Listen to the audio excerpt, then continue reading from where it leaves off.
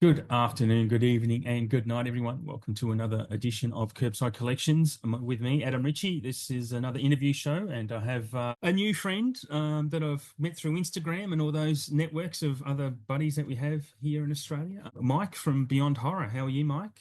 Yeah, I'm doing good. Thanks for having me. And yeah, I think you're right with saying that you sort of start getting a network of people that you realize have a love Yeah. of horror. And, we're only a tiny island on a big Mm. planet sort of thing. So it's very sort of very small. We start to get to know each other, and that network just Yeah. continues to grow. So, It does. It's a great little subculture. It's like it's for the most part, it's a really good community. Like it's every I've never met. There is an exception, but there's everyone else has been great. I've never met a prick, to be honest, although I've dealt with some. But yeah, no, it is a good community, and it's just a fascinating little subculture as well, which is kind of prompted me to even start this show because it's always been and I've said this on a few episodes before, but if you're new here and you've or if you're not, you might have heard me say it's always been a kink of mine just to look at what other people's collections are. Like I used to just go on YouTube and see what people have because I think you can learn a lot about someone, about what they have collected, whether it's, the titles in their books or their book or their movies or their music. You learn a lot about a person and kind of whether or not you're going to get along with them, to be honest, about looking through collections. So, yeah, that was always been a fascination of mine. So yeah, it's good fun. You've been around a while, yeah, doing yeah, this game. yeah, yeah. I think it was. I definitely have always sort of collected things. It's always sort of been a bit of a, almost like an obsession sort of Yeah. thing, without even knowing. But then once Instagram sort of took off and Mm. started getting big, and people were really like showcasing the things that they had, I, started to really realize that, I'm not odd. I'm not, you know, Yeah. on my own. There's other people Yeah. that agree. And so it just became a thing of, you see someone share something, you go, oh, I really want that. Or you go, oh, I've got Yeah. that too. And Yeah. being able to share it in such a visual way, I think has only sort of helped my love for it is just being able to share it with others. So as far as like the horror physical media sort of stuff goes, I've been doing it like publicly for I think about 3 or 4 years now. Okay. Uh, but before that, like, so I also have a gaming account. So I collect video Ah, games, like retro games as well as, right. and that's actually how I know Wayne. So I Yeah. knew Wayne before I even had this account. Oh, okay. And so just having that, and then it was more at the time. I just thought, yeah, you know what? I don't want to just be putting movies on a gaming account or books on a gaming Hmm. account. Yep. I didn't really want to dilute it outside of that. So I thought, you know what? I really want to just have something that I can just put my love of horror, regardless of media. Like Mm. it can be whatever medium, put it out there. And so that's where Beyond Horror came from, was just need to just get that out there. So yeah, so I guess I'm not going to go through my traditional questions at the moment, because I'm just fascinated by the horror aspect. You don't just collect horror, right? Like you do collect other movies. Yeah, I do. Like majority horror, but I think that's Yep. just been one. It is just my favorite genre. Like I find more Mm. enjoyment and more, at least for me, a lot of the time, more rewatchability from Yeah. horror. Whereas like either horror or comedy for me, Yeah. for Yeah. being Yeah. able to watch it again. And I think it's because there's a very like direct link between them. I think. 100%. Um, Percent. Yeah. Whereas I won't necessarily watch, let's say, like the same action movie over and over again. Like it's got to be at least Yeah. Okay. special for me to do it. So, for Yep. instance, like the likes of like Mission Impossible, like that's an amazing movie and Mm. probably one that I can rewatch. But Hmm. like the Jason Statham movies, I probably watch them Yeah. once and that's it. I'm done. Like, Yeah. Yeah. and I won't own them. Like I'll just be like, nah, like don't even need to have that. Fair. So that's where, like, for the most part, I would say that my physical movie collection would be 90% horror. Yeah. Okay. And then more recently, what I've been doing is finding a lot of the movies that I grew up with that I adore are getting these 4K restorations. And Yeah. so I'm trying to get those because they're not easily, like, DVDs go out of print all the time if it's like a Yes. niche movie, and Yep. then somehow they will come out with a 4K. So, for instance, I remember when we were last talking, we mentioned The Outsiders, um, Yes. Yeah. and that had gotten a recent 4K release, whereas Hmm. on DVD, that was way out of print. Like, they just didn't bother redoing it because no one really Yeah. Yeah. cared enough Yeah. for it. So, like, as soon as I found out about that, I was like, yep, got to get it. And then other movies that are just more hard to get that you don't hear of getting reprints. So, like, stuff like the Mario Brothers Yeah. movie, the original, like, you wouldn't see that in shops. You just wouldn't. Like, they're not going to No. do it on. I don't even think it really got a DVD release, or if it did, it was only small. Yeah, that's a good question. It would have, but it was a pretty well panned film though, right? Like Yeah, people absolutely. hated Yeah, it. I've never seen yeah. it for that reason, like just the reputation of it. But Oh, it's a terrible movie, but I loved it. yeah, yeah, well, there you go, right? Like, and that's a great thing. And I'm going to come back to it, but I'm a pretty recent convert to horror. Like, I think only within the last couple of years. Like, my daughter was going through a stage in her mid-teens of watching horror films, and just to get to bond with her, I kind of had been wanting to check a few more out. Like, I love comedy horror, but horror Yeah, yeah, has kind of always pushed me back. And I kind of got into it. I watched the first Halloween, and the first Halloween, like the John Carpenter, is just my all-time favorite horror film. Like, I think it's yeah. Mine amazing. too. Is it? Oh, that's Yeah, awesome. I yeah, loved. We'll probably talk a bit more about that then. But then, yeah, I've been diving into it a bit over the last couple of years, and I do concentrate my horror around that, September, October period. Like I normally watch. I've yeah. been watching 50, 60 movies that people have watched 100 times, and I'm watching them for the first time. So I feel like I need to also rewatch some of these at some point. But I'm so far behind on horror films. It does my head in. I've got such a big collection of unwatched ones. But see, like, that's where I think that does your head in, but that's exciting for me. Like, I've never understood, like, any sort of media or hobby elitism, like in anything. Mm, Like, oh, you haven't watched that movie. It's like, all yeah. right, I may be surprised that someone has watched it, Yeah. or haven't watched it, Hmm. but I'm also stoked for them to have that time. Like, I go, Yeah. like, I Yeah. wish that I could, like, wipe my brain and watch certain movies for the first time again. Like, that'd Yeah, be I know. amazing. Like, and Yep. so, like, a lot of the time, like, if someone says, oh, I've not seen 1978 Halloween, I'm like, you're in for a treat. Like, as long as that's sort Yeah, of more your jam. Like, lucky you. absolutely. Like, I'm envious that you get to see that for the Mm, first time. Because I remember my first time, and I remember, like, I was absolutely just in awe, going, like, and I was mm. probably too young when I watched it Yeah, the yeah, yeah. very first time, but Mm, I remember just going, like, how are they doing this? Like, this guy's scary. Like, I had yeah. nightmares over him. Like, I was like, this guy could literally just be in any corner. He's just that person.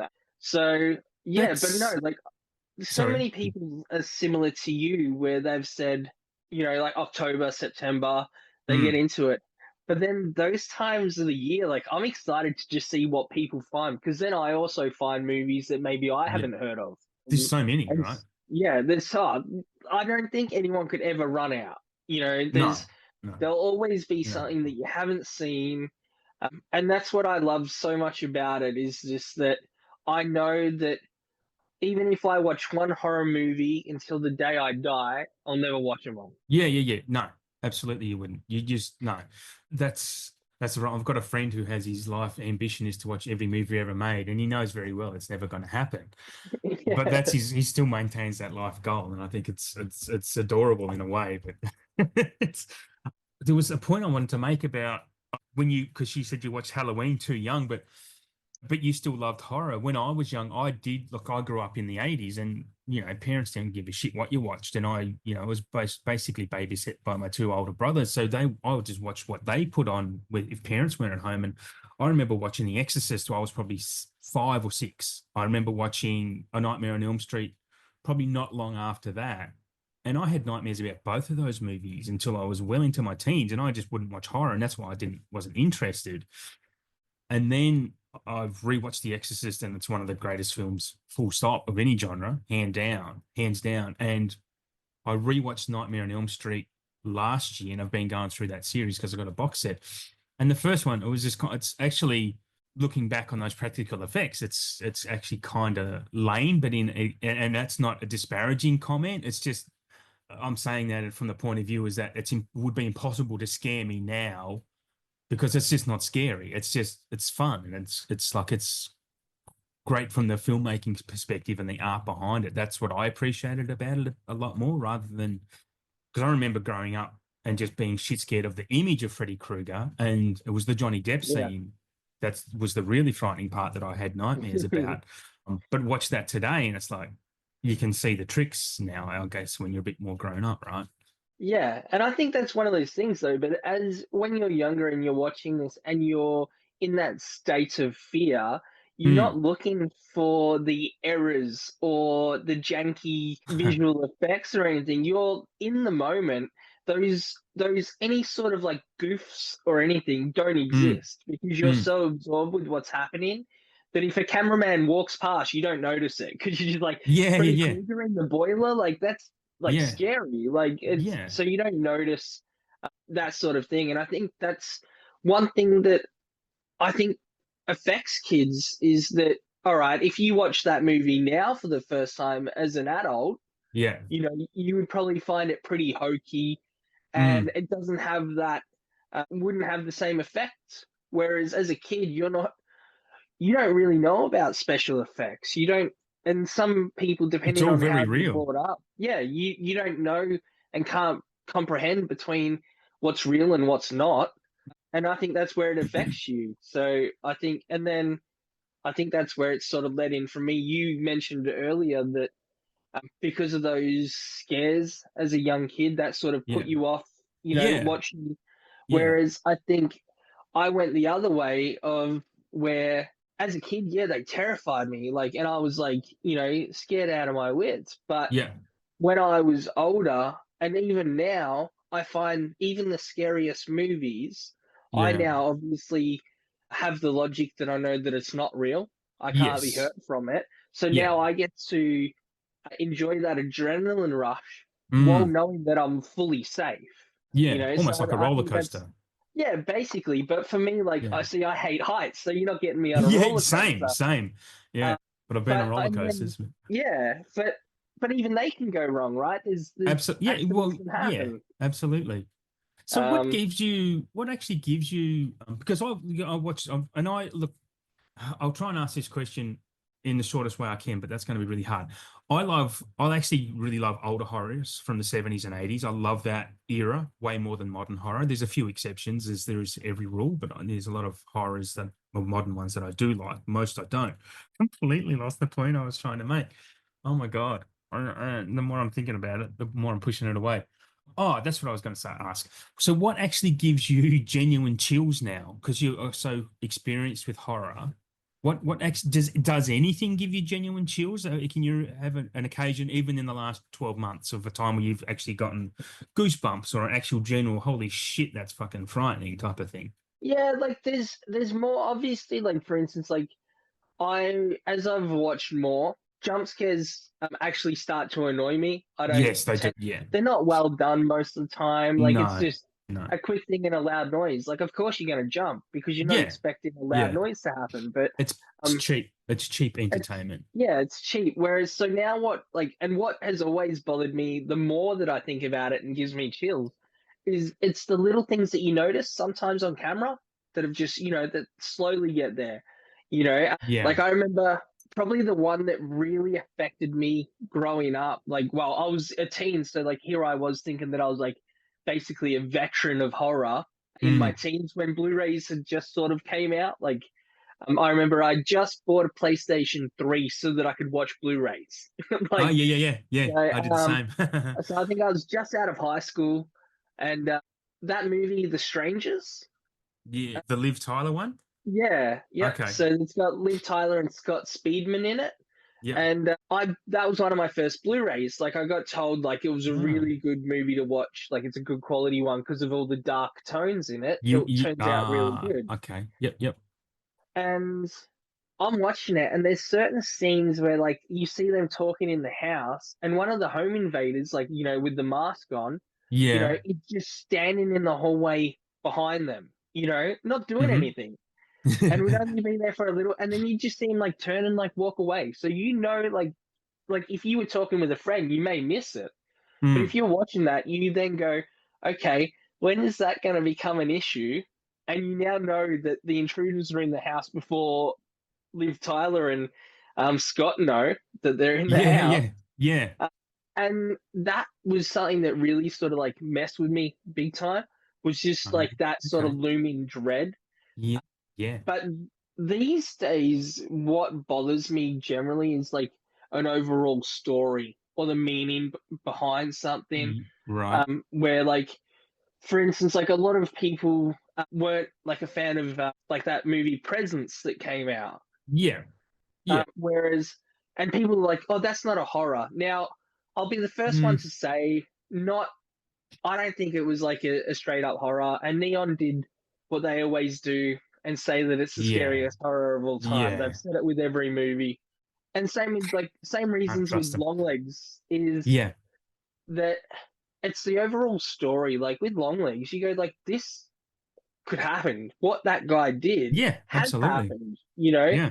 And to have that demeanor and then to find out like, you know, the family link, and I'm not going to say more than Mm. that, you know, No, for no, no. anyone that hasn't seen it, but Yeah, the more you're piecing it together as you watch it, it becomes more disturbing because you're like, hold on, what? yeah, And then like yeah, you're going like that's, and then I think it rocked me thinking this could happen. This has happened. This will happen again, you know, with yeah, people like this, you know, maybe not the dolls and stuff, but definitely. you know, like, so when they're like grounded in reality, it affects me. And then with Presence, it was more like what I took from it was obviously like it's a ghost story from the other side. You see it from Yeah, the side of the ghost. And what made it scary for me is like this ghost is watching human behavior, and there's some just genuinely shitty people in this movie. yeah, And it shows you like the true horror. It's like almost like being a fly on the wall in yeah. shitty situations. And then like the ending of that movie and like how it wraps up, I was like, that was chilling because like the whole movie was just basically bleak. There's no Yep. like happy ending. Mm. And not that I believe in ghosts, like I don't, I'm not spiritual, but I'm there going like, that's people though. You've just Yeah, basically given us a deep down, like deep dive on humanity and how terrible people yeah, can be. And yeah. that's scary. So I go, that is like, if anything, that's a psychological horror. Yep. If you take a couple of steps back and look at the picture as a whole. So that's where I get, when I can somehow find some sort of like relation to the Mm. movie and I can link and I like can find some sort of ground where I go, hold on a minute. That's where I find it scary. You know, That's yeah, yeah, yeah, yeah. That's what I appreciate a lot more about horror now that I've grown up and kind of know how to watch them is that they do have really important messages in them quite often. It's not just blood. It's not just splatter porn for the sake of it. Like they are, especially I talk about the exceptions to the modern horror rules, but the when I talk about modern horror that I don't like, it's more the slasher stuff.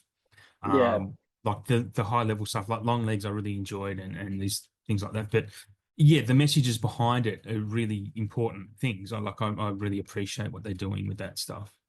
I'm not sure if it's always been done that way, but I enjoy yeah. it. I think it's just important that people can take what they want out of it. And like how you've taken a movie could be completely different to how the person next to you takes it.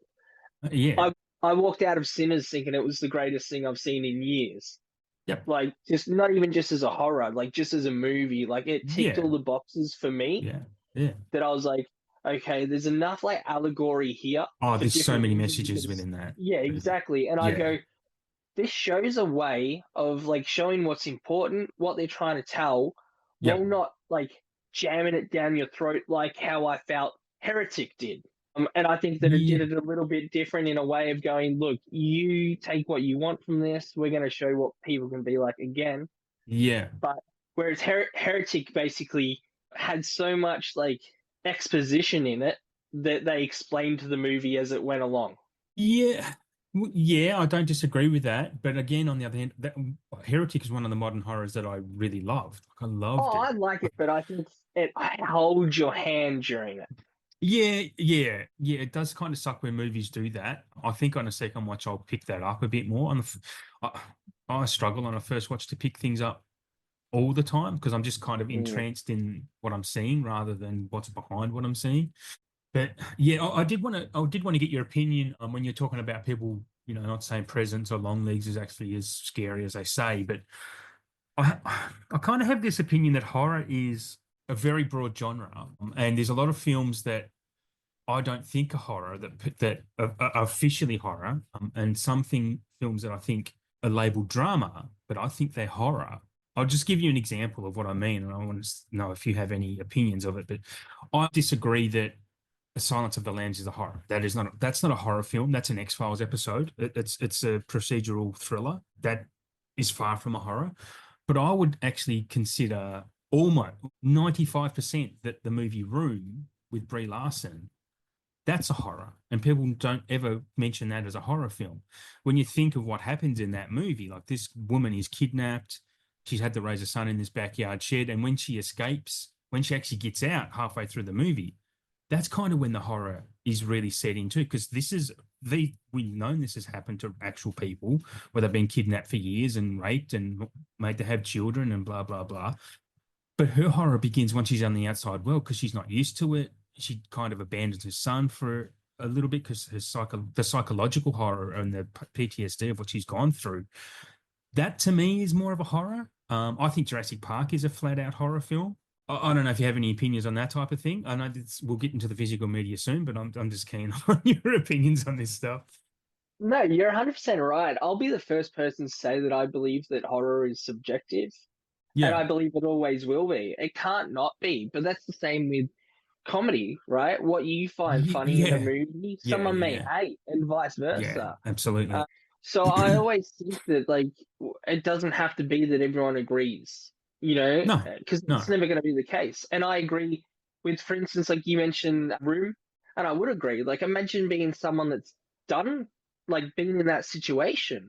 yeah. That would be an extremely triggering movie, and probably the scariest movie they could imagine watching. Absolutely. Uh, You and imagine like a then, young girl maybe watching that, thinking, "Oh shit, that could happen to me." Like I could get kidnapped at 12. Like that's a yeah, horror. That's a yeah. horrific situation. Yeah.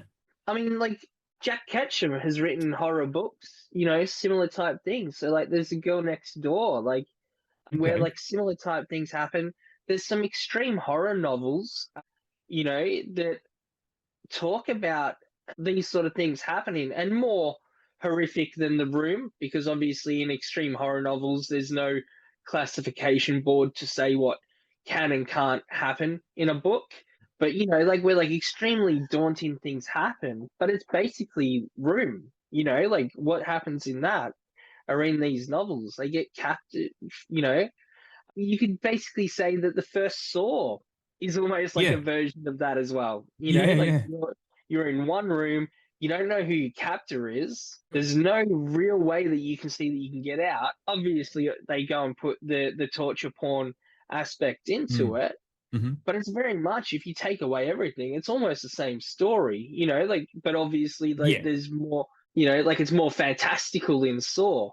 So yeah, I agree with Silence of the Lambs as well. Is it's more what I think makes that, or has the horror aspect, is again that these people that they're trying to catch, they're out there. There's real people doing this, and Yeah. how many, Yeah. It's like, another kidnapping movie, right? But yeah, I see exactly, I see the drama as more of a horror than the horror as a horror, which yeah. yeah. So I mean, if you want to make Silence of the Lambs true horror, like stop for a moment and just think how many serial killers are out there that no one knows about. Like, Mm. isn't that scary just to think about? So it's the same Fuck thing yeah. that, Yeah. um, Absolutely. You could that, maybe think Zodiac is a horror. Yeah, there's just so many. Seven. yeah. Is Seven a horror film? I mean, kind of. I mean, Even though it's yeah, I mean, I tend to think it is. Like, I know it's not branded as such, but yeah. both Zodiac and Seven, Mm, like, are grounded in reality. Certain things in Zodiac obviously happened. yeah, Um, yeah, like that's based on true events. Obviously, they take artistic license and do other stuff with it, but yeah. and the same with Seven. What are you telling me that there's a chance that no one's ever done that, or that someone's ever had had that box situation?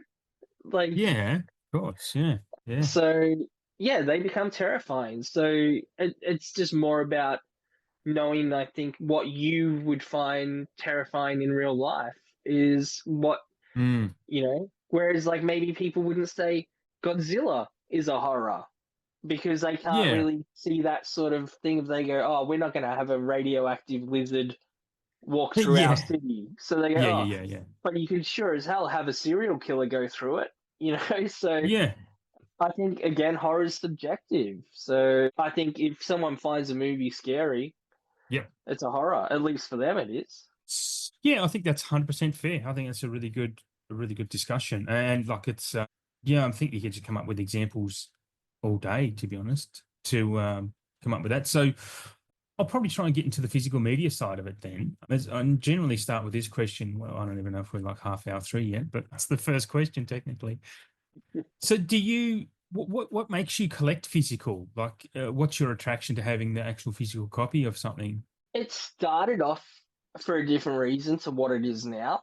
Okay, that's Um, cool. Tell me both. so the way that it started, so I've got cerebral palsy, Oh, okay. and I do think to some extent I'm not diagnosed with anything mentally. Like I am with cerebral palsy, that is diagnosed. I was born with that. But I do think that there's at least some sort of mental element or illness or something that I have that has just gone undiagnosed Okay. because I've always been a very like tactile person. Like I like feeling like a certain book and I like feeling certain things, the weight of things. And then I've just always collected, like as a kid, I collected 5-cent pieces. Can't tell you why. Don't Yeah. know why. And I literally just Yeah. had this old whiskey bottle and I'd just drop them and it had a cork lid in it. And I'd just drop 5-cent pieces in it and then just put the cork back in and that'd be it. Like, Yeah. I don't know why. I can't tell you why. But then, I so can then relate I to that just, a lot because I used to yeah, collect everything as a kid. Everything. Like it was weird. yeah, Rubber bands and even bread clips and erasers, like different type of rubbers that were in different shapes of whatever. yeah. Yeah. Yeah, So no, I like, can totally agree with I'll relate.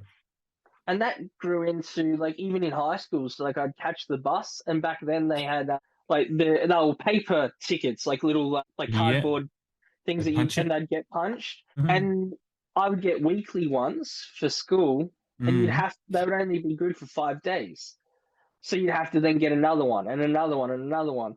So by the end of the school year, like I have like a stack, like like 6 inches deep, sort of thing of these, Right.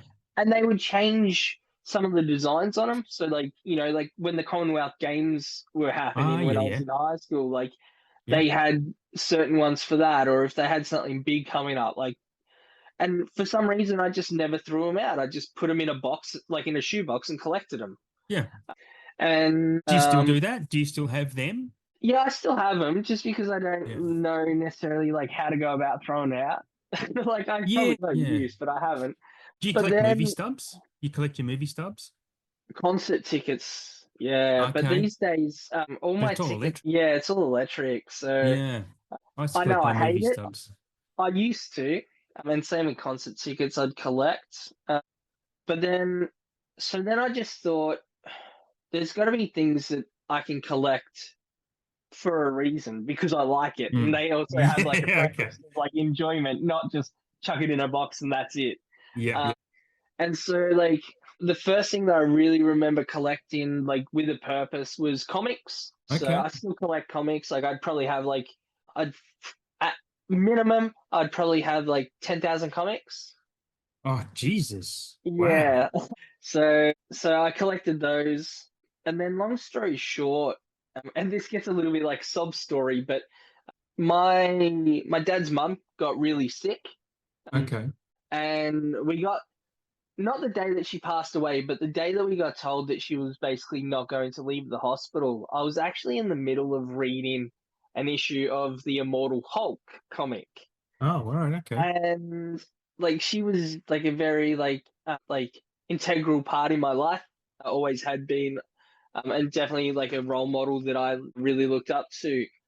And because, at least for the time, I related to that phone call as something that I got while I was reading a comic, and I was a fully grown adult at this point, like when I got told this, but still, Yeah.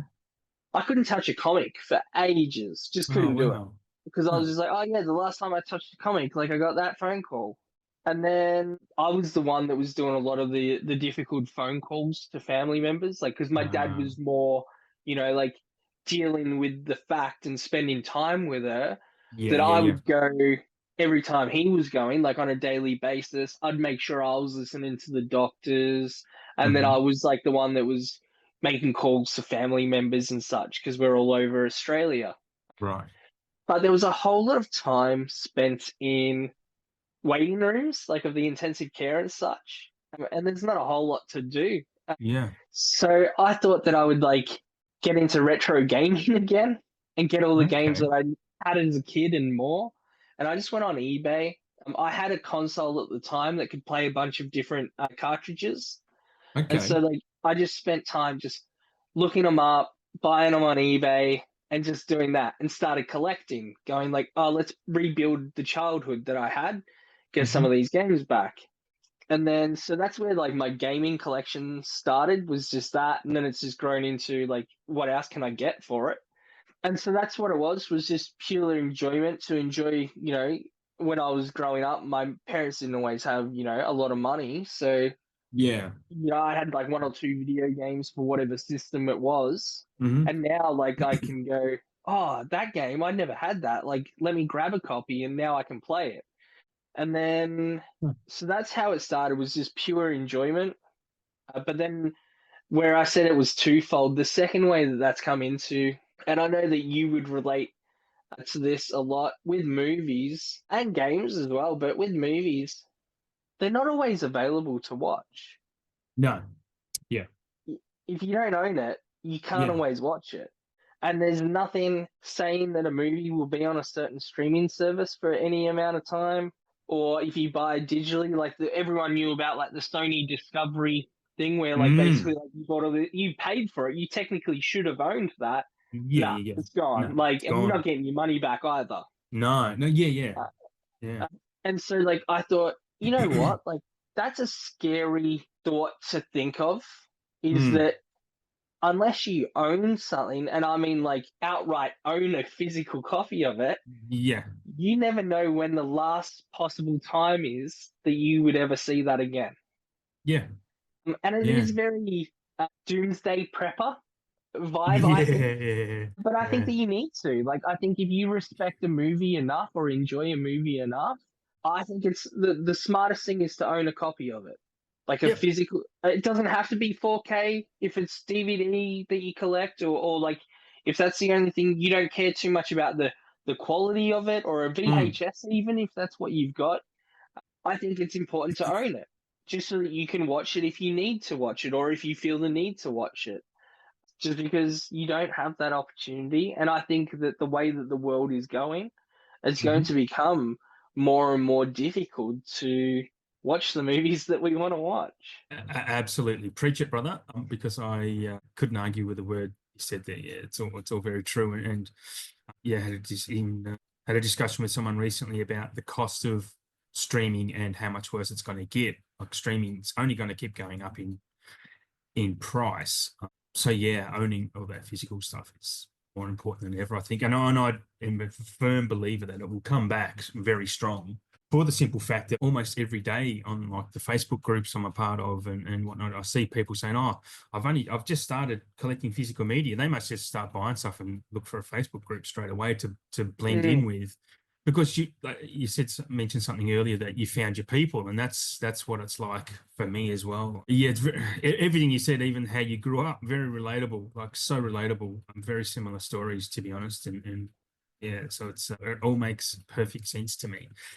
But yeah, there was something else that you mentioned there that I wanted to lead off from. And as is my nature, I cannot remember again. Oh, yes, I can. if you See, had this is the I was thing. going to say though, if you had a physical media copy of that thought, you didn't I'll find be out. just be able to look at it. bite the case and tell you. No, you were talking about people collecting DVD or VHS. Like, are you big on? Do you focus on quality, or do you just focus on having what you want?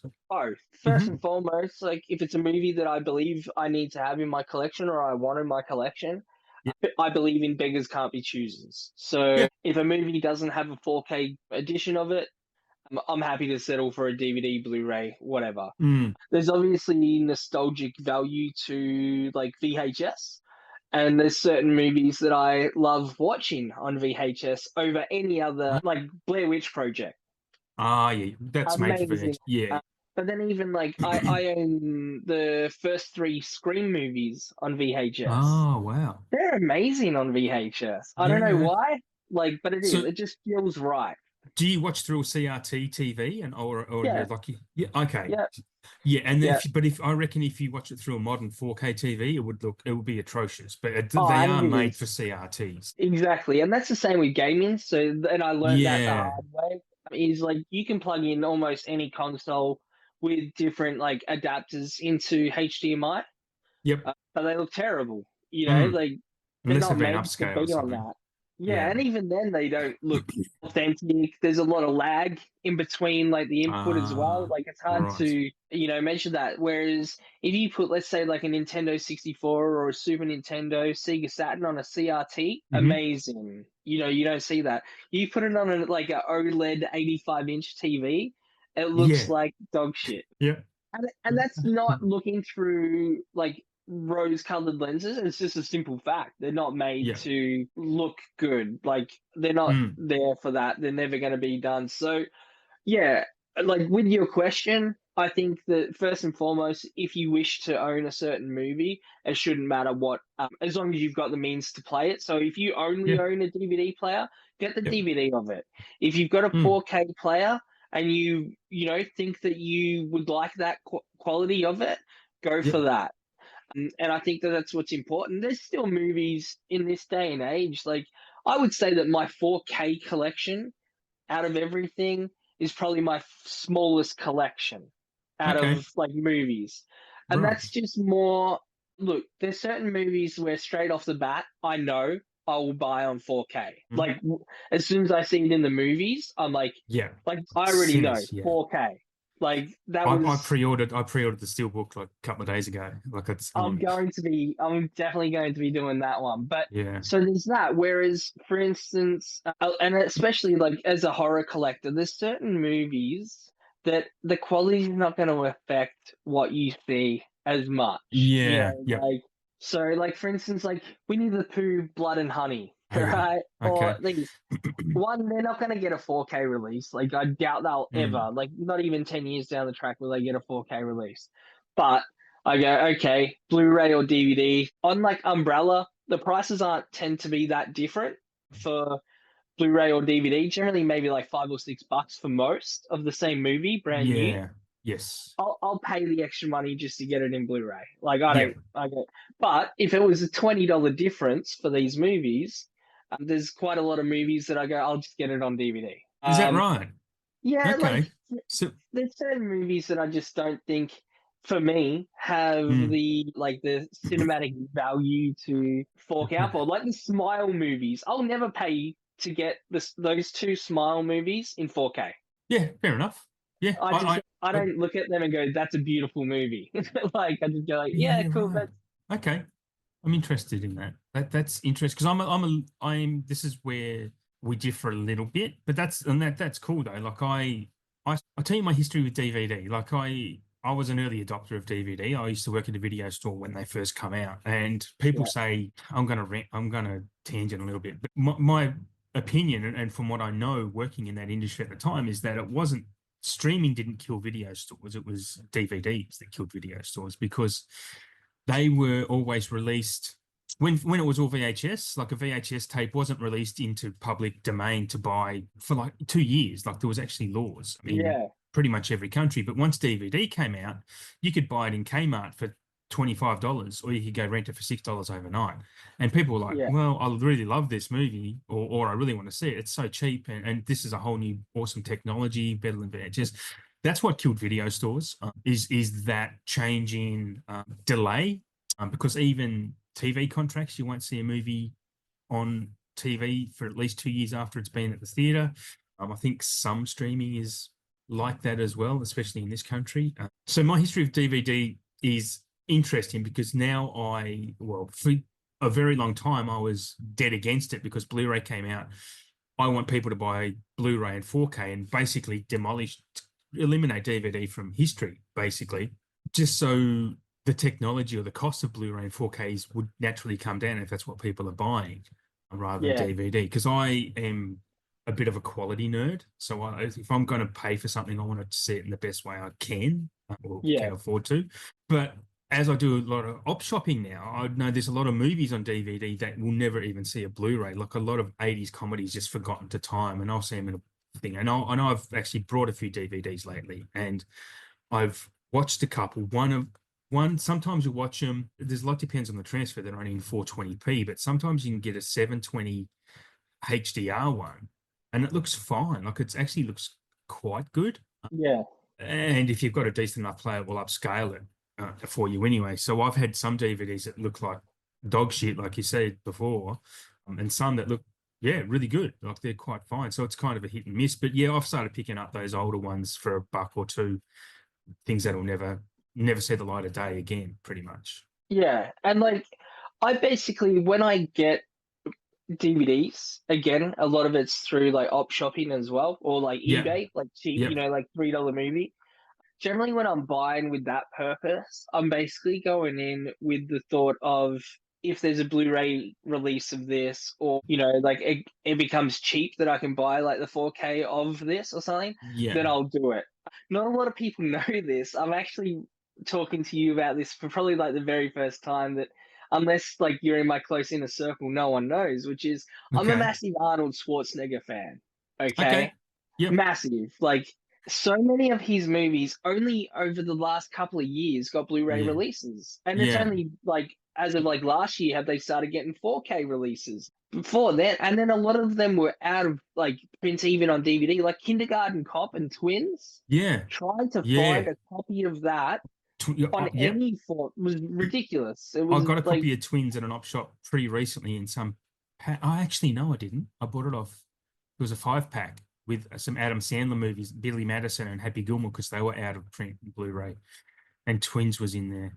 There was a yeah. five movie box set. Yeah, sorry, I sorry to butt in. No, but that's exactly it though. Like, so it's that sort of thing of a go for a long time, and I don't know if people necessarily notice, but Mm, certain movies just simply aren't available on any no, present format. Like, there yep, were a time, like, or they maybe have small runs on like mm, DVD or something, and then they're yep, out and they don't come back, And yeah, so, for yeah, instance, I know that at least Kindergarten Cop and Twins were two of them, were for at least a period of time in this day and age of Blu-ray, the only way that you could still purchase it would be buying like trying to find a copy of the VHS, yeah, right, because people either like didn't have the DVD or didn't get a release on that. But like touching on that, like I've been going through most of his movies now kind of have at least gone on to Blu-ray, and I've yeah, just been slowly working off like ticking off the 4K versions, like ah, upgrading because they're still in the stance of I would say now it's getting to the point where it's 50-50 on like 4Ks get like of his movies.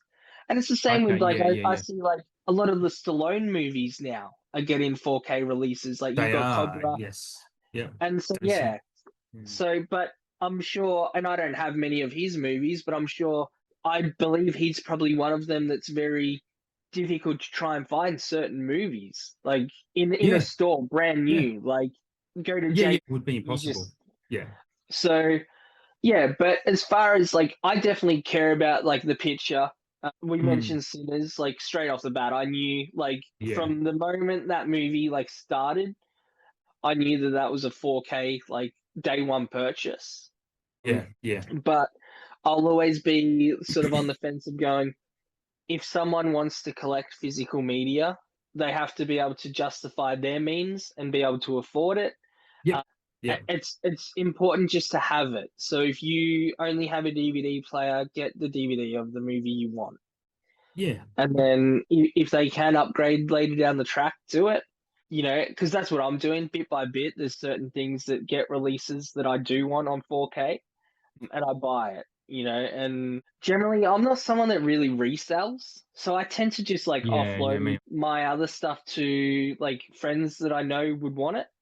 I go, Hmm. oh, I just got a, 4K copy of Cobra. Like, here's my Blu-ray or something like that. Like, and just Yeah. give it to Okay. someone that will appreciate it. Yeah. Because I think that's important. I So, don't have friends that own Blu-ray players anymore. No one I know actually owns one.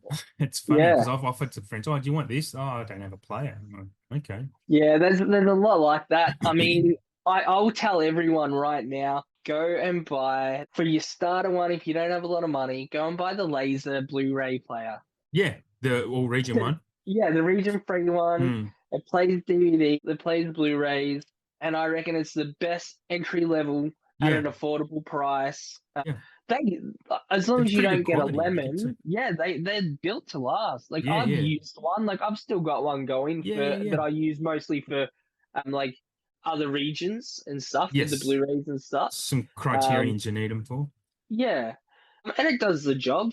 Yeah, Easy to use. So I think if yeah, anyone goes, "Oh, I don't have the money," and put money aside, I think they're like 120 bucks. yeah. They're not expensive. Yeah, you can get them on well It's not a everywhere. brand. Yeah, well, yeah, that's the thing. Like I see, I'm a bit of a like I was saying before, a bit of a quality snob, and I actually went through a phase of even if there's a movie I loved and I really wanted to own it, if it wasn't on Blu-ray or above, I just even if I could have been a million copies on DVD, I just would refuse to buy it.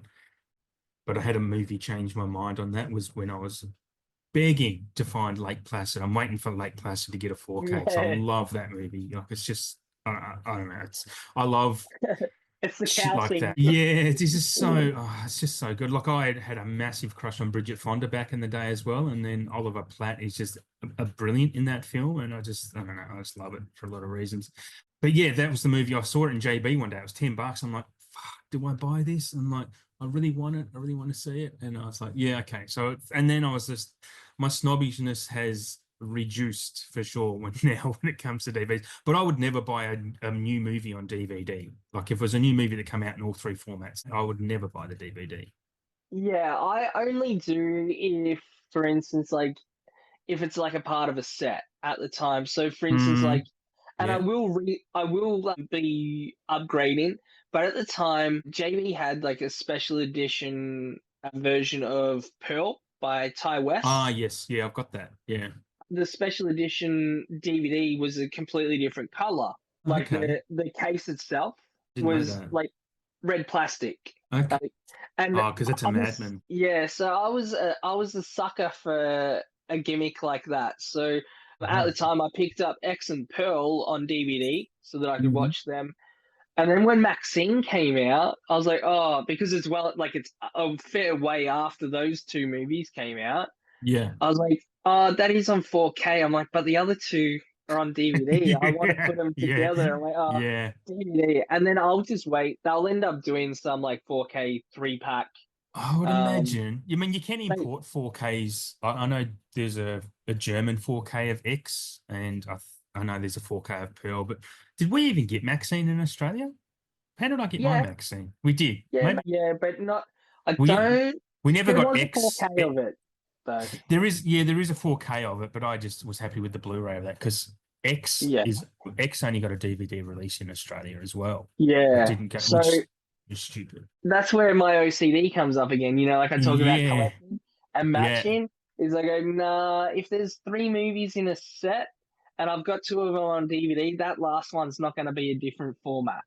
It's got to be the same So format. did you So get DVD of Maxine or? yeah, yeah. And so, Ah, but yeah. I then also I know that if we ever get, let's say, like a Steelbook trilogy 4K or something like that, It's it'll pretty be a day likely. one. Yeah, I think so. Like it'd be silly not to. It's a Scream Factory Um, type of thing, or Mad yeah. Men, So honestly, because they own the rights in yeah. Australia. Sorry, Dave. No, so so it makes it a little bit easier buying the DVD, knowing that I go like realistically, like they'd be stupid not to. Like it's a Yeah, money maker, it will sell, yeah. and it'll be a day one buy for me. Like Mm, someone like let's say Outrun or Dead End or someone like that, or like Easy DVD will go and yeah, put it up yep, and say, oh, here's the Steelbook three movie 4K collection. And yeah, the day that they announce it's the day that I order it, and I'll be like, cool, these DVDs. Who do I know that would like that? yeah, Here you go. yep. I'm not someone that necessarily holds on to it. I don't need to have, unless it's a special movie, I don't need to own all the different formats of it. No, yeah. Look, there's a couple of questions I wanted to lead off from there, but that's a good one because I notice I see a lot of collectors who own as many copies of the same movie as they can. It's like they'll have every variant, and that's strange to me. Like with that money you've spent on that movie, you could have brought seven other movies rather than seven copies of Terminator. Like it's Yeah. weird. But I mean, each to their own. Like if you love it that hard, good for you. But it's weird to me. Uh, Yeah. I'm guilty of it to an extent. okay, well, Halloween. yeah, okay, So I own the 4K of that. I think it's Shout did it. I think okay. Shout did the 4K Halloween or Scream, one of the two. Did all of the movies, but I own it on Blu-ray as well before I got the 4K. I've got it on DVD. So that's a little bit different because I mean Yeah, I have movies on multiple formats, but that's because I yeah, bought the DVD back in the day and I've just upgraded. It's not because yeah. I've not I don't have 4K copies from different countries of the same movie. I mean, if you've I yeah. upgraded, do you do that? Have you done that? Oh yeah, but only because of like, for instance, like I bought Halloween got a Blu-ray Steelbook, and I had it on Blu-ray already, Hmm? and it was on Facebook Marketplace. I was like, I need this, and so I bought it. Um, If it's a cheapo, yeah, I think that's forgivable. and then probably the biggest offense that I think I've done for physical media buffs that are probably gonna like boo me after this was I actually bought a Halloween on Laserdisc without even Ah, owning a Laserdisc player. I don't think you'd be booed for that. I see. I Like think I that's the can't play it, but I have it. but I think that's kind of still a little bit different than what I was think is weird. I think yours is forgivable, what you've done. I've just seen pages who would have they'll have a pile of the same movie, but they'll have multiple versions of the same format. Just Yeah, because they collected that movie, they don't collect movies, they collected that movie. yeah, There's actually a guy in England who has his whole pages set up. He buys the Mummy on VHS. He has yeah, thousands of yeah. copies. Have you seen that guy? And I've seen there's two other people that are similar. So there's a guy that Right. does Titanic VHS, Right. Yeah. and he's literally lining his walls with copies of the Titanic. Yeah. And from what I can see, it's the same version. I don't think I he'll. see it in op shops all the time. And then there's another guy who's a tattoo artist, and I think he's sold off a lot of his collection except for this one movie. He's collecting ET, and his Ah, goal is. yes. I've I'm seen trying that to one think. too. Yeah, so he was. I can't remember what year that movie came out, but whatever year it was. 82, 82, 83, I think. Yeah, so 1983 or whatever it was that it came out in. That's how many like how many copies his goal is to get. Like so, Ah, like oh shit. 1,900, and like that's how many Wow. copies, and that's when he'll stop. And he does updates, so like he'll like do like a photo, and he'll be like, okay, like this is like number 473. But That's great. that happens not just with movies, that happens with gaming. There's a guy that's Yeah. been Yeah. collecting back on the NES, the first like Nintendo system, like for at home sort of thing. Yeah. They did a pre-pack that had the first Super Mario Brothers with Duck Hunt Oh on yeah. it, like they were both on the same cartridge. Yeah. And this Okay. guy just collects that one game, the Super Mario Duck Hunt. And yeah, so I don't How know. many of them can there be though? Like it's I don't know. Like basically, he sees a copy of it, he buys, and it's probably the most like one of the most common games because it was pre-packaged with the system for for a certain yeah, time. yeah, That game yeah. came with the console. So yeah, like I don't know. I've got quite a few different variations, including on same format of like Texas Chainsaw Massacre for like, but Yep. most of the time it's for like different anniversaries. Ah, So yeah, yeah. so it's never really like the same, or I Huh. don't go, oh, this is just a European version where it's just got, this little difference on it. Mm. But at the end of the day, I think, yeah, it may be strange to some, but I think at least that's a passion and they're keeping it strong and they're Yeah, yeah, buying. yeah. Yeah. Yeah, look, again, it's not disparaging them. It's more power to them.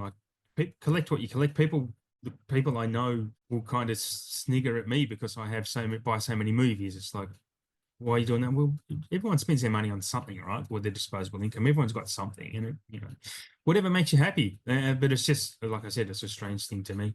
But I think Yeah. there's forgivable ways to do it, and I'm going to creep into that with all the releases that are coming out this year with Jaws 50th anniversary. We're getting more Jurassic Parks, upgraded Jurassic Park films, so I'll be getting those, and Back to the Future too. Get a whole new set of that in October. So yeah, it's going to be. I'm going to be guilty of it to some degree for sure. Yeah, that Jaws 50th anniversary steelbook. Looks good, right? Yeah, it looks really good. That's like Yeah, definitely something I'll be grabbing. yeah. I think that's July, mid-July. It's not too far away. It's May now. Far out. Yeah. So how do you organize? Touched on it before, and this one to get to is how do you organize your collection? You keep yours separate by the sounds of it. So your DVDs are separate from Blu-rays and 4Ks, or Yeah, look, to be honest, I don't have an area set up for it. I don't have the space really. I do have some shelves and I sort of make do, but literally, like, this is, I didn't even plan this, but like in my office, like, I've literally just got a pile of like some movies that I've recently got. And oh most yeah, likely, like, that will stay in this pile until I go to watch it, or I'll move this pile to somewhere else. oh really? I do plan on getting like some shelves and setting up a more dedicated area to do that. But yeah, I do keep them separate. So like my Blu-rays tend to be with the Blu-rays, my tapes are with my tapes, DVDs are separate, Yep. 4Ks are separate. So I do that. And then basically anytime I get a new movie, it's straight onto CLZ, scan it in there, put Yeah, it yeah, in yeah. there because realize, and I thought it was only an old person thing, but I realized like I'd go to like JB, pick up a movie, and then realize I have like 3 copies of it already. Oh yeah, yeah, yeah. And so now I don't buy a movie without checking that I, don't already own it. You So you answered one of my questions about yeah cataloging. So you use CLZ. A lot of people I've spoken to use CLZ. Do you pay for that annually or a monthly yeah, fee? Yeah. yeah. So I pay for that just so that it works. Like it's one of those things that if you can't afford the subscription of CLZ, I recommend just creating your own spreadsheet.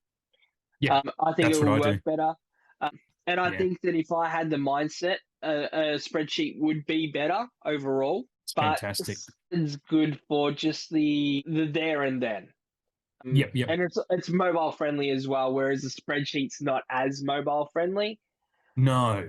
Yeah, yeah. Um, I have a spreadsheet and I tried to access my spreadsheet through the cloud once. yeah. Just because I was out looking for stuff and I was like, I wanted to see whether I had this movie. And I got back home onto my Mac to access my spreadsheet and it was gone. So I actually had to re-catalog about a month's worth of movies. So Uh, there's still movies out there. I'm not sure if I've actually cataloged them now, which sucked because I had like maybe 1,200 movies at the time that happened and I was just lost. So yeah. So and not to be an elitist, just like pure facts. The free version of CLZ shit. Like yeah. it's just not worth even using. And Okay. that's where like I just say like if you can just set up it's either pay for it because I think that the features are worth it. So get a paid subscription or just use Google Sheets. If you don't want to pay for it, I think that works better. But so I just do that. I do plan on doing a spreadsheet when I maybe over the Christmas break or when I can get a bit of time because it will take time. How many Um, do you know roughly how many you have? Well, you would know how many you have if you got CLZ. well, see, I only use this is where like I need to separate things. I only log my horror movies on CLZ. Ah, okay.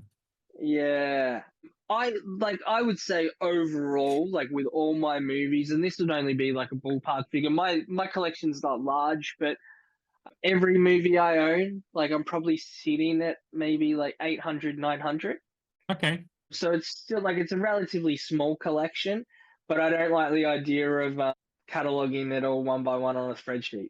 Like where CLZ's good, you just Oh, scan the barcode and it does it for you. Like yeah. I'll tell you when because when I first got back into collecting, which a few years ago, because I took my time upgrading to 4K, and I regret taking the time I did because I missed out on a lot. But I started to catalog my movies, and when I cataloged them into my spreadsheet, I had about 330 something, like in the mid 300s, and it took me a good 3 days to solidly to log them the way I wanted to log them. And I don't have a lot of information in my spreadsheet. It's kind of basic, but yeah, so 900 is it could take a while. Right, yeah. yeah, and it's I'm like yeah, happy to send you my spreadsheet to give you an idea of what I do if you wanted. yeah, that'd be great. Use as a template or something as well. But so I'm looking to do that. I did actually have a question for you. I know this is Yeah, obviously go your for it. thing, but what makes you so, I guess, steadfast with 4K? Like, do you Um, believe that, let's just say I'm trying to think of a movie that maybe they can't remaster as well. Let's say Singing in the Rain. You yeah. know, like there's only so much that they can do with that movie based on Mm, how it's filmed. Where do you think like the benefits of, let's say, like a 4K would be for that? That you would you still, if they did a re-release now where they did, let's yeah, say, a DVD, a Blu-ray, and a 4K, and let's say there's a $10 difference between each one, so one's 20, 30, 40, yeah. and it's a I'd movie pay that 40. obviously, what would make you go 4K for something like that where there's Well, probably only so much? I actually have Singing in the Rain on 4K, and it looks fantastic. Does it? Yeah, Because obviously a larger bit rate, isn't it? That's running on the screen at once. well, it's because it's on film. I'm a big lover of old movies. Like I love movies between the 30s and 70s. I think the ones that are amazing are amazing. Like my favorite movies of all time, pretty much, as Yeah. a group of film, and they all look fantastic on 4K. Mostly because they are shot on film, so they can. If they've got good source material with that 4K scan, they can do recolor grading on it because it's the most pristine and crisp way that it can be stored. Digitally, the Mm, way they film now, they can film on 12K, 8K, whatever. But with film, HDR is one thing that brings it out, like especially if you've got yeah. Dolby Vision or 10 plus. That's why I pay the extra. And I did say I was like a bit of a quality nerd before, so I do like to get it in the best way I can. If it's a film I love, if I love that much, or it's an old film that I know has a great reputation, I'll grab the 4K. If it's something I haven't seen every day, why exactly? I don't know if I can answer it properly, other than the fact that I'm a bit of maybe a bit of a snob. I don't know, but I do think Okay, the so quality is better. I mean, I so have plenty of Blu-rays. I have like 1,300 Blu-rays, yeah. and I don't always upgrade to 4K. If it's a movie that I watched once in the last 5 years, like I don't watch very often, maybe I won't upgrade it. Okay, so if there's a movie that again, same sort of thing, same question, but what would make you grab the Blu-ray over the 4K for any movie? Is there ever a time that they could release it at the exact same time, and Mm, instead of paying that extra $10 or whatever the price point difference is, you go, mm. nah, I'm just grabbing the Blu-ray version? Yeah, it hasn't happened. Hasn't happened. Hasn't happened. No, it honestly hasn't happened. I can't think of a circumstance where I've gone, no, the Blu-ray's good enough for this. Yeah, There's plenty of times after I brought them home and watched them and gone, yeah, probably should have just stuck with the Blu-ray. It would have been fine. Because some Blu-rays, and I'll try and give a couple of examples, but the first one that comes to mind is Umbrella released The Last Stop in Yuma County on Blu-ray. I'm not yeah. sure if you've seen that or own it, but No, I that really wanted to. That's on my list though. it's one of the most phenomenal looking Blu-rays I've ever seen in my life. Like it's if that got an upgrade to 4K, I'd be like, I don't care. It doesn't matter because this Blu-ray looks stunning. Like Yeah. there's a few examples like that. I can't think of everything right now. But again, there's some 4Ks that don't wash up, that don't scrub up very well, where a Blu-ray would have been just as fine. Austin Powers is a great example of that. That's a really high quality, high bitrate 4K, like it's a 100 gig disc. But when you watch it over the Blu-ray, it's not a lot of difference. Like it's not great. And there are also some Blu-rays that are just shit. Like this, the talking about it before. There. Silence of the Lambs. The Blu-ray is atrocious. Absolutely atrocious Blu-ray. So because I ripped it out of the plastic last year, and I'm like, as soon as I watched it, like halfway through, I'm like, I need to get a 4K of this because the Blu-ray is just terrible. I don't think I could watch the Blu-ray Yeah. again. Yeah. Yeah. Okay. But if everything movies come out in release date, and it's something I really want, I'll even if it's something I don't really want, I'll get the 4K. Yeah. That might What? that might have to change one day, but at the Yeah, with moment the it's fine. tariffs and everything going in. Well, But if that does affect us, I mean, cost of physical media is going up anyway, just naturally because of shipping and transport. yeah. That's what's driving the cost up of that. But yeah, I'll get back to you if it ever happens, for sure. Yeah, that's what like I'm interested because you've actually not that I own like a small 4K, and like to be honest, like you've said there, like basically there's certain movies again, like a lot of my that I collect is horror. It doesn't always get a 4K release. Like Yeah, it's yeah. pretty, it's really uncommon for horror movies, unless it's some like blockbuster type one. It's Mm. uncommon for them to get a 4K release. It just doesn't really Yeah, happen. in this country, yeah. Yeah, in It's this country at least. But then at the same time, you've actually got me excited to add more to my 4K. Listening to you talk, because I am like that. Like we've mentioned Sinners more than once tonight, and it's yep. important to do so because I went with my old man to see Sinners Okay. on Good Friday. Like we had nothing to do, and I ended up just like going, "Hey man, like, do you want to like catch up and go see a movie?" I was like, "There's one that you might like." Yep. Because he's a big From Dusk Till Dawn fan. He Oh introduced yeah, me to yeah. that I as a watched that kid. like 2 nights ago because I just had to. Yeah. So like I called him up and I was like, "Do you want to go see a movie?" And so we did, and we just saw it in regular cinema. Yep. And I love learning about how movies are shot and like the Yeah. cinematography of things. Yep. And listening to how Ryan Coogler was talking about how it was shot, the reasoning behind it, and then I was watching various Is videos that that is that with Kevin McCarthy? Because if you don't follow yeah, Kevin that was McCarthy, one of those. yeah, Yeah, so You need to follow him. He's brilliant. He's the best yeah, interviewer in the game. Yeah. yeah, I saw some of his stuff where he's shown like the different aspect ratios that we used as well Yes. in the Yeah. movie, Yeah. I'm a and big it was aspect ratio idiot. I don't know why. It's yeah. just yeah. So when I was like, and they showed some examples of the movie and how it Mm. changes in it, and I Yep. was like, whoa! Like I knew that it was shot in IMAX. It was a whole big deal, but I didn't know to what extent, Yeah. because I'd previously seen Alien Romulus in Okay. IMAX, and at the time they turned around and said something like, "Oh, there's like 26% more picture," and they Yeah. basically simplified it as just that. That was it. But hearing Ryan talk about this movie and how they did it, the reasoning behind it, Mm. I decided that I needed to see it in IMAX. Yep. It was just like and so I took myself like a week later. Yeah. I'm in Melbourne, so I just went down to the IMAX here. I went on my own. It was Mhm. packed, which was always good to see as well. Yeah. So it was packed, and it was honestly and probably the most stunning like cinematic thing I've ever watched. Wow. Like it wouldn't have even mattered what the story was about. Like I just Yeah. It's a beautiful film. experience in it. It was just I've never felt anything like it.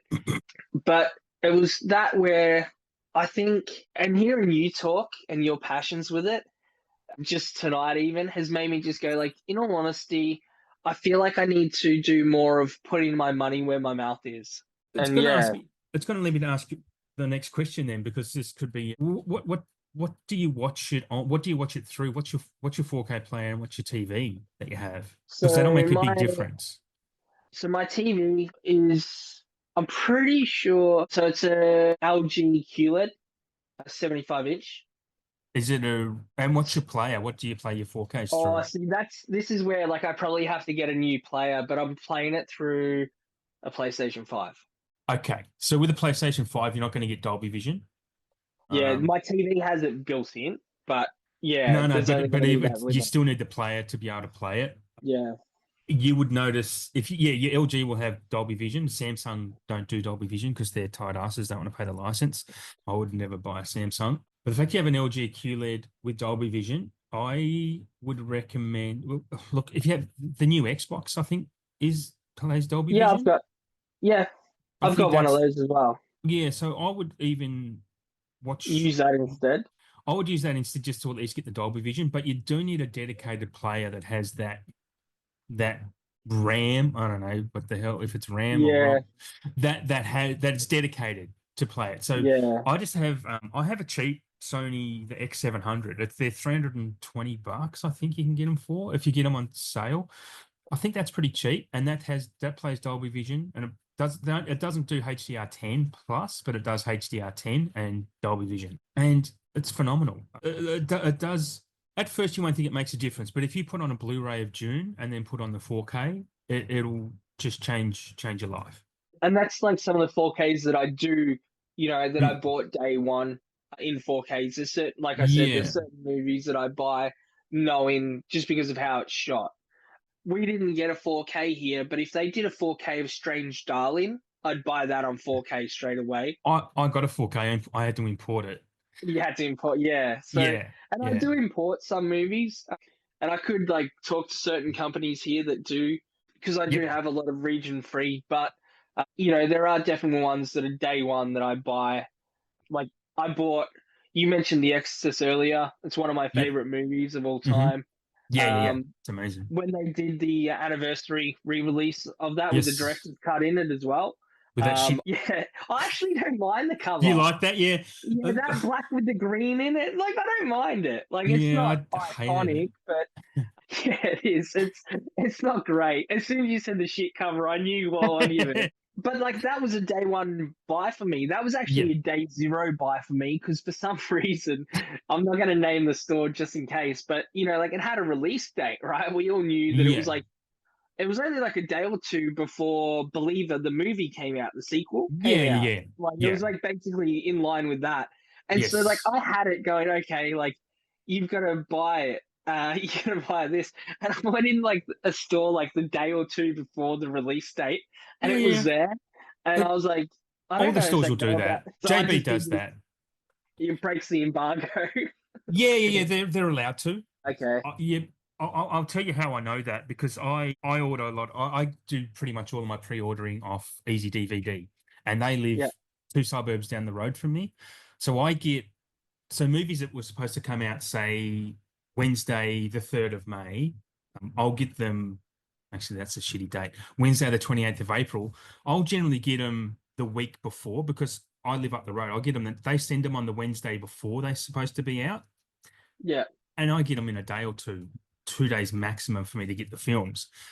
And my local JB, I kind of got to know the woman in there or the lady in there who stacks. Yeah, is actually responsible for the physical media, and she said because she's friends with me on the KerbSide Collections Instagram page, and she said she saw one of my posts and she said that was weird because I get a message from them saying that if I put them out before at least the Monday, the store will get a fine. Like, so they actually email the stores and say, you can't put them out before this day, even though blah, blah, Hmm. blah. My package always comes with like the piece of paper that comes from Easy DVD. It'll say strict release date, April 28th, and I've got it on the 24th or something. So they don't Yeah. care. They just send it out and I get it and yeah, and put it up on my page or whatever. Yeah. I mean, So, yeah.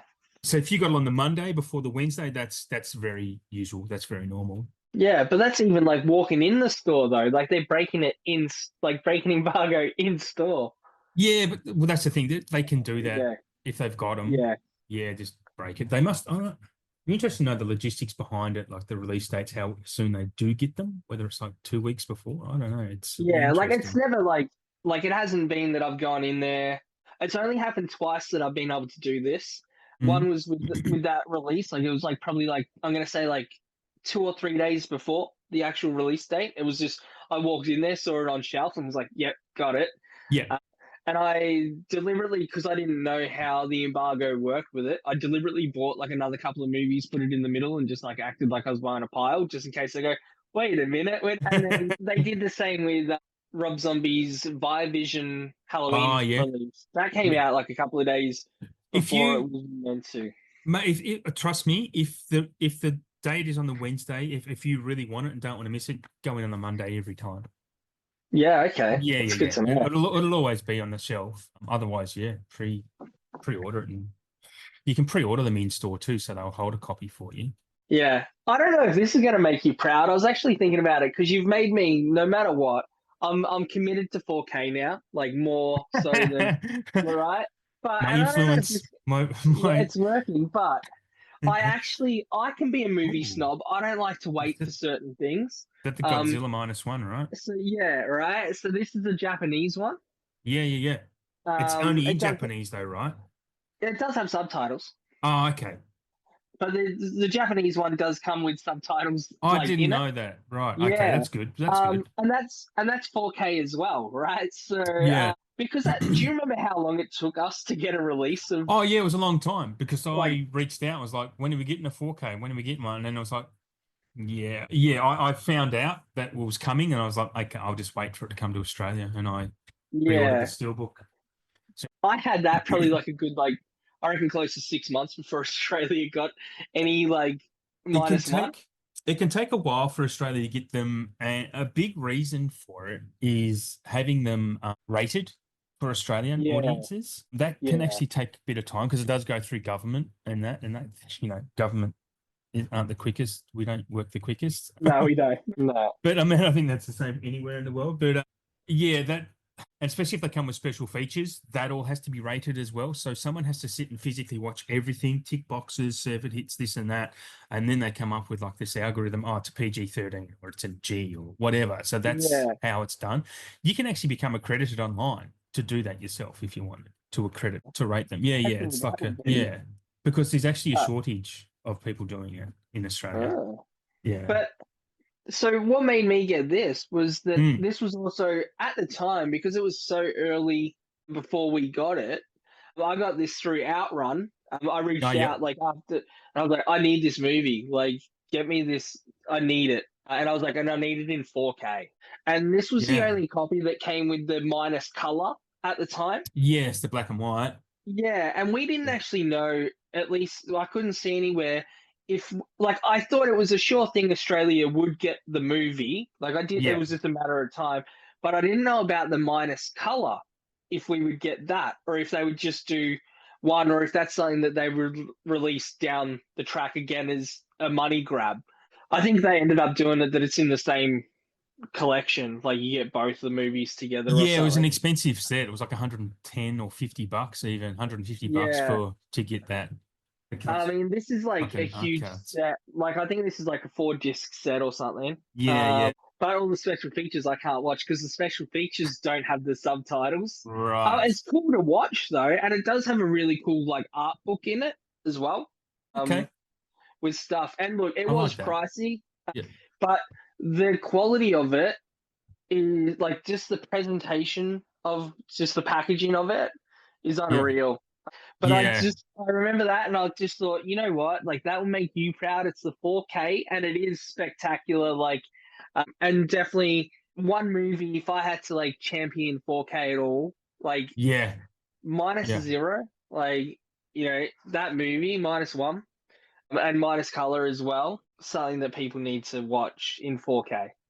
Yeah, you know what? I have not watched my 4K of it yet, and it's sitting on my shelf, and I look at it from time to time and go, I should watch that soon. Yeah, yeah, it just definitely needs a rewatch. I was gonna, one of my questions, one of my normal questions is, what do you have? If you have anything that's you have proudly on display that you show off? I mean, you got the Godzilla -1 you just showed me. Not so much like on display. Like I would, like when I have like a proper setup, I will.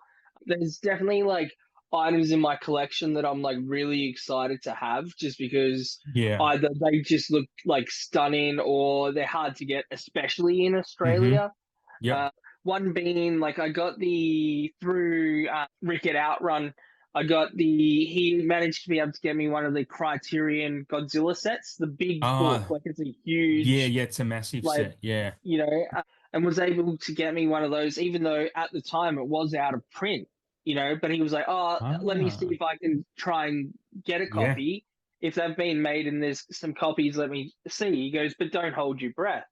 And it was only like a day or two later. He's like, yeah, I can get it for you. However, it's going to be this much money. You're going to probably have to sell a kidney. And I was like, just do it, buy it. So that's Can I ask how much? look, I got it at a decent price. Like Rick was like, I'll It knock it doesn't want to down a bit. say. Okay. Uh, but generally, like give or take different places, you're looking at between like 360 and 400. I'm going to ask you a question. Do you have, oh, I'm going to piss you off here. Do you have Amazon? Do you subscribe to Amazon? Yeah, So right now on Amazon, the Godzilla box, the Showa films from 54 to 75, 196 yeah, bucks. yeah. See, like that's look. I didn't pay too crazy more than that. Yeah. Like I said, I was looked after in that aspect. I was extremely Yeah, lucky. that's cool. That's Uh, cool. Rick's a good but guy. yeah, and plus, I'd rather support, like stores like that Local in boy? Australia. Yeah, Yeah. just Yeah. because they make it easier. Like I know that I can go to people Mm. like Rick and go, hey, I really want to try and get this movie, one that he hasn't even advertised. But Yeah, yeah, like I yeah. go, okay, if he's got Criterions, maybe he can order other Criterions, and he can. So like Yes. I saw that he started getting Criterions in, I obviously want to try and get the horrors. So I'm like, are you able to get, House, Cure, Oh, Haxon, stuff like that? I got Cure Um, recently. yeah. So I have the Criterion version. I know that who Yeah. released it recent. It's Eureka, I think. Cinema I think One. Yeah. yeah. Mm. So there's that sort of thing where, and he goes, yeah, like let me just see what I can do, and he never makes any promises just in case it's Yeah, unavailable. yeah. He goes, and he'll come back, and before he orders, he goes, "Yep, I can get it. It will be this much. Do you want it?" And I either say, "Oh, Hmm. nah." And then he goes, "Oh, like if you order, like if there's a bunch of stuff that you want in, but you can't grab it all at once, like you can just buy some stuff if I know you're gonna grab it later on. Like I'll Oh, order yeah. the stuff in, and then just when you're able to buy it, let me know, and he'll just send the invoice of how much that is, and he won't list it Oh, on the that's site, great. I've not which hit has him been up like good. that. I'm too scared to hit I, people up for shit like that. No, like I just more tell him like I've just been like he'll go, oh yeah, like I can get that movie, and I'll go, hey, I'm paid fortnightly. You've happened to Yep. hit me up on my off week. I don't get paid for this amount of time. I don't really want to be. I've got bills to pay. I can't drop, let's say, $600 on an order. And he'll be Yeah, like, yeah, oh, yeah. look, if you need to grab bit by bit or something, like we can talk about it. Like just talk, and then we just come up with go, okay, cool, I'll grab these ones first and then that. But I think it's important just to be like open and communicate. There could be times I could turn around Yeah. and go, Yeah. hey, could you buy $1,000 worth of movies from me? But I'm not gonna buy them for 6 months. He may go tell me to take a walk, but Yeah, yeah. if I don't buy it after a certain amount of time, he might just list it and go, Put it on like Hawk. Yep. too bad. But it's been good. Probably something that like I was really really happy for too was that when they got the Walmart editions of the Crow Steelbook in, Ah, yeah. Oh, I didn't yeah, know he did like that. Okay. yeah, so you got some of those the nice 4K Steelbooks in, and at the time like I had like a family member that was quite sick and in hospital, and I was really slow at ordering a copy, like Hmm. purchasing a copy, and so like I missed it, and I just happened to like. It's one of those things that you don't know if you don't ask, sort of thing. And I Yeah, just said, yeah. like, I know I can see here that you were advertising this. Do you have any left? And I was expecting him to say no, like, nah, too bad. And Yeah. he just again does like a typical thing of going like he goes like, let me see what I can do. And yeah, so he's like come back to me like a day later, and he goes, I can get you a copy if you want it. Oh, And awesome. it'll be this much. Let me know if you want me to grab it. And like he's pretty local to me, like pretty local. Like I'm almost country, like so he's out near, Ah, okay. like He's Traralgon, near, right? yeah. So Yeah. he's only like realistically just under an hour away from me. Are you So out Dandenong Way or? yeah, so I'm in Berwick. Oh, yeah. Um, Okay. so I'm not too far from there. Plus, I've actually like I own a house in Trafalgar. Oh, okay. So like I'm out Gippsland Way as well. So Oh, it's not too far. And when I order from from Rick, I generally have it like a day or two after ordering. Yeah, he's pretty quick. Even up here in Queensland, I get him within 3 or 4 days. Yeah, so Sorry, I'm not sure if you could hear that well. I was just letting my no, cat no, out. I could hear. No, that's all right. Okay. But yeah, so but it makes you like one. I don't think his prices are bad. Like I don't, No, no, no, no. because I also think I'd He's rather support stores that can import them than like the mm, big corporations that will do it anyway. Because he cares about what he's doing, and I know that my yeah. stuff's going to be packaged well. Um, Yes. Yep. and like he's happy that you could reach out to him and go, hey, can you get this movie? And he'll have a look for you. Mm, And obviously that's time out of his day that he'll do that. yes. And you can turn Yeah. around and go, oh no, I don't want it, and then he just won't get it. But he'll do that for someone. He'll go, yeah, like let me have a look. And so that sort of stuff, like I automatically just appreciate, and something that I really like about the community is just that, Yeah. like, if you messaged me and said, "Oh, I want, Lake Placid on 4K," I can only see that there's 4K at Fountain Gate JB Hi-Fi or something like that's the only place that stocks it. Do Yep. you mind if you grab me a copy? Like, I'd go, yeah, no worries, mate. I'll go get it and I'll ship it up to you. Like, Yeah. and I So just believe that everyone would do that as well. Like, yeah, I yeah, think, yeah. like if we Definitely. knew, like, hey, look, is any, like, put up a story, is anyone in Brisbane that can get this? There's only one copy at this store. And I reckon there'd be people that would put their hands up and go, yeah, cool, no worries. Like, here's this, like, here's my PayID or whatever, or here's Yep. PayPal, bank transfer. And I think that just brings everyone together. Everyone's always looking for something. I don't think there's ever such thing Yeah, as yeah. like the search stopping. No, it's a never ending. It's a never ending story. It's just a never ending journey. Like we're Yeah, literally trying to drop a ring into a volcano. That's that's what it feels yeah. like. It'll never end.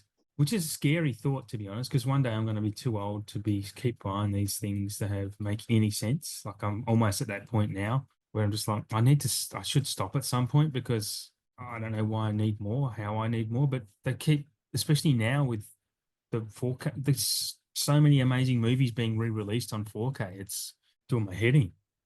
But and I wonder if it's the same with you too, though. So like, I pose a question to you: does the hunt spark joy? Yeah, it does. Like I Exactly. love I love finding a bargain too. Hmm. Cause I pretty much every night whether I can afford it or not, I browse Amazon and I'll add stuff to a wish list or I'll prioritize and if something's on sale, I don't necessarily buy it then because I'm like, yeah, but I want this one more, or I know there's a sale coming up soon for something, and I'll just kind of wait.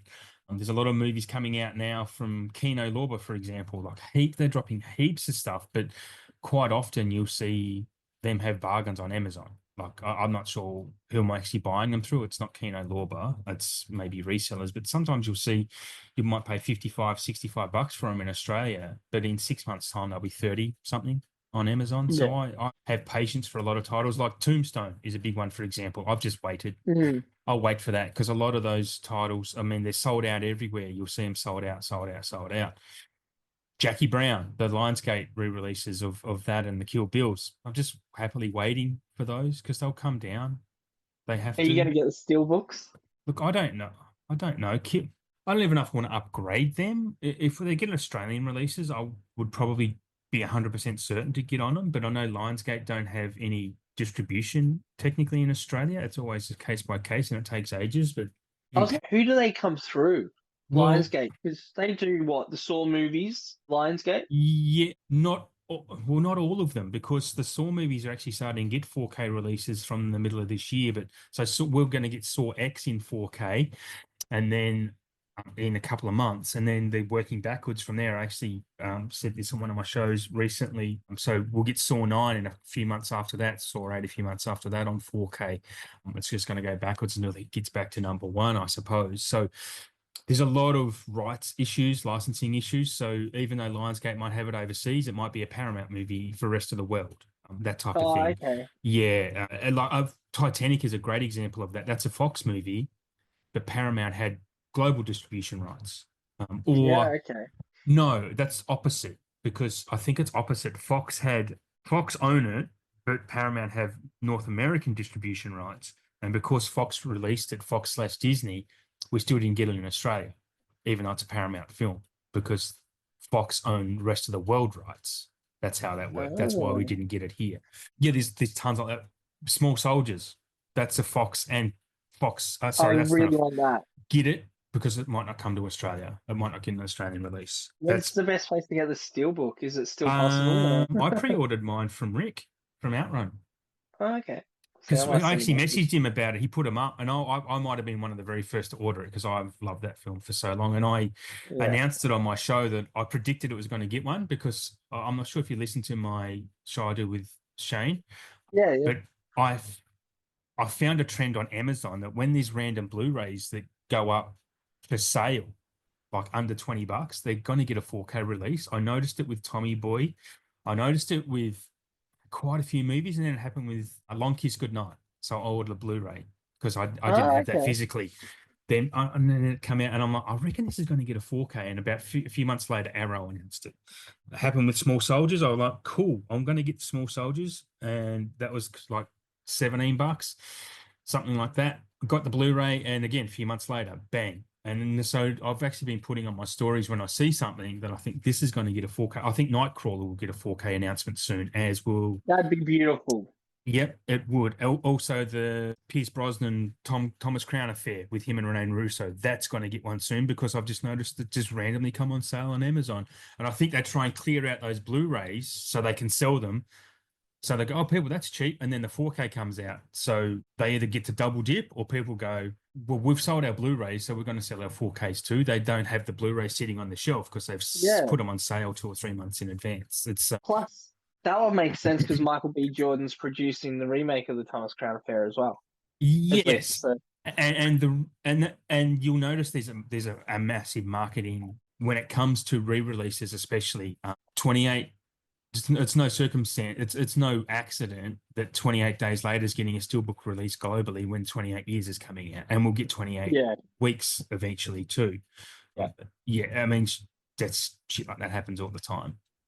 exactly. You And talked that's about what The they're doing. Exorcist earlier. Exorcist came Yeah. out because Exorcist Believer was coming out, and David Lynch films coming out just after he died, and there's a lot of And that's what I'm hoping, like, because I've started buying the 4Ks of the Friday the 13th movies that Arrow's releasing.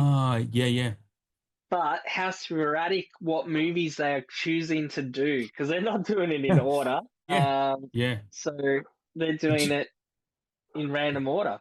Again, it's licensing. You might not get the others. That's the thing. It's licensed. Yeah. Sometimes these each individual release that you see, there's so many stories behind each one that are all different and all varied in how they got to you on your shelf. There's a lot of movies out there that will maybe never get released because these arguments about who actually owns them, whether it's a studio, whether it's an individual. Like there's so much out there that we're not screaming out for things that we might not ever get because no one knows who owns it, or they're in legal disputes about who owns it, and no one will budge, so we'll never get it. Dogma is a really good example of that. Kevin Smith finally got ownership back of that, so now he's touring it around America at the moment. Like right now, he's touring it, and we're definitely getting a steelbook of that probably next year. But again, that's Lionsgate because Lionsgate have the physical media with him, so we might not get it in Australia. I'd be Yeah. surprised if we don't, but whatever the first day it comes up live to buy, I'm buying it. I don't care. Yeah. Yeah, that's a big one for me. What else were we talking Yeah. about? Is there anything you want to get a 4K transfer? Or anything that you know is being released that you are looking forward to? I mean, that's two questions there. No, I think what it is there's certain movies that I want to deliberately go out of my way to get a 4K. Like I saw, I think it was like last year might have been, or maybe even the year before. Like I saw Space Jam got a 4K. Yeah. The first one? So, yeah, the first one. Did it? I think I didn't know I'm that. pretty certain it did anyway. I And know if not, I then know the that's LeBron one. one did. Yeah, we don't talk about that movie. But that first one, if it doesn't have a 4K, that needs one. That Yeah, would be a yeah. day one purchase if it doesn't. I say that if it's already out and I don't have it, that's a day one purchase. Hmm. But yeah, like I think we're just in this sort of time where I think people need to actually care about the quality of movies as Yeah. well. Yeah, Uh, absolutely. like what they called Sinners and what they've called like Barbie and Oppenheimer and Hmm. stuff. They've called it event cinema, Yes. and it's where it's sort of just taken over the whole, Yeah. like, just anyone going to the movies is seeing that movie. Like, Yes. you go Yeah. to the Yeah. Yeah. viewing at Yeah. Barbie, they're either seeing Barbie or Oppenheimer or both. Yep. Everything else can go Um, get fucked, right? Like that's the exactly right. I yeah. would have hated Yeah. to see like what movies came out at that time. Like, I feel Yeah. sorry for them. Like, Yeah.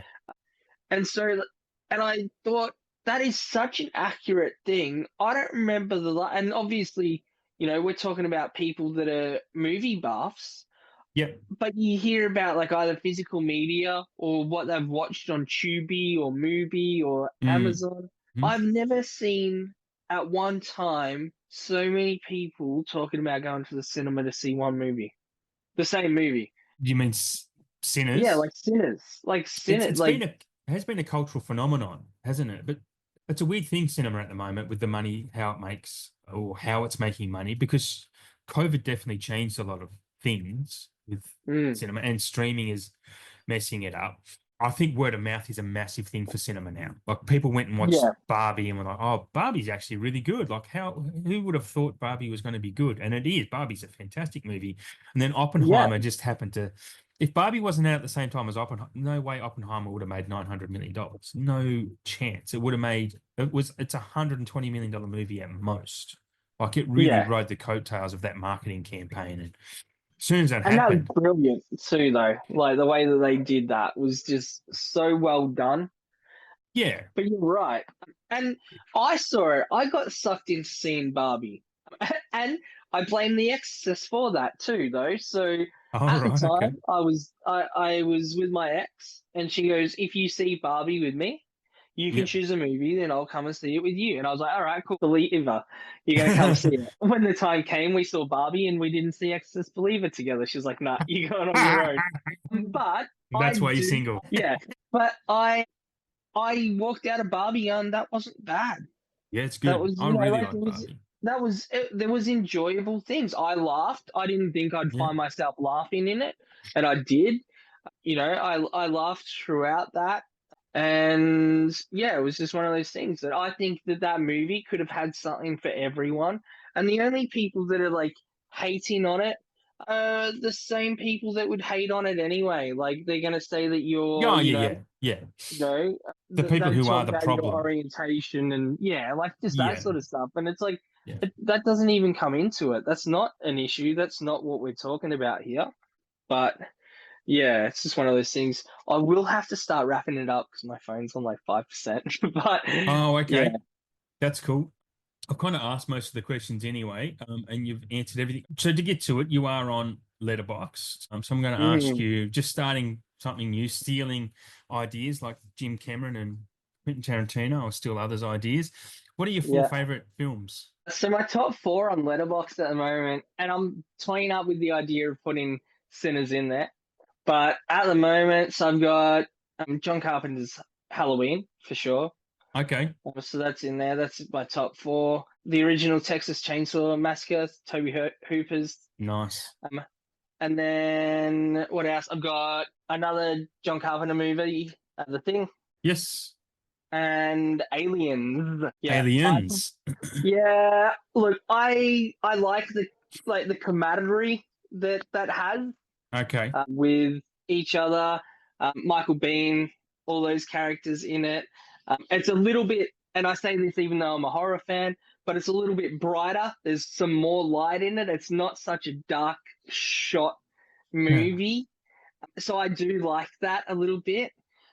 And I just think overall it's a more fun movie. Bill Mm, Paxton was amazing in it. Like he was just great. yeah. And same with like the characters of like Vasquez and that amazing. So yeah, so those ones, and then I've got one more. I can't even remember what it is. No, I Halloween, think you said four. Chainsaw Alliance. Did I? Yeah. Well, there you Yeah.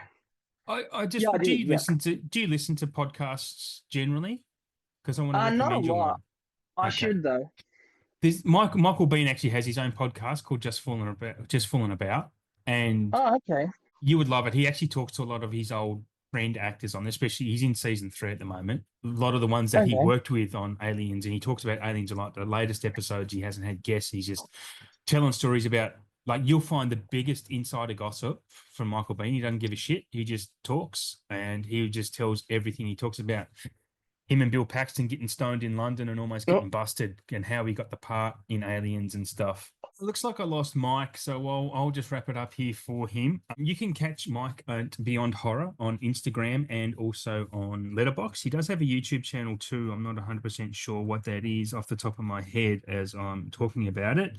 I think it's just under Beyond Horror as well, so you can catch Mike. That was a really fun chat. I really enjoyed that, and I'm going to try and do that type of style of a chat now with this show, rather than just talking about the physical media of everyone's habits, but also their passion and the movies that they love.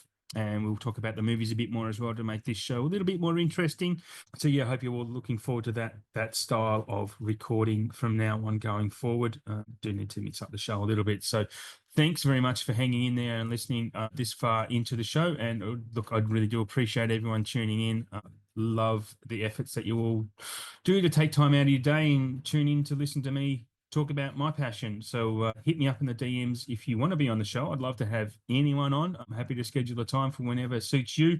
Wherever you are on the planet, we can make anything work in this day and age, because it's all computers in it. KerbSide Collections. Oh, so yeah, sorry. So you can also find me at KerbSide_collections on Instagram and KerbRider on Letterboxd.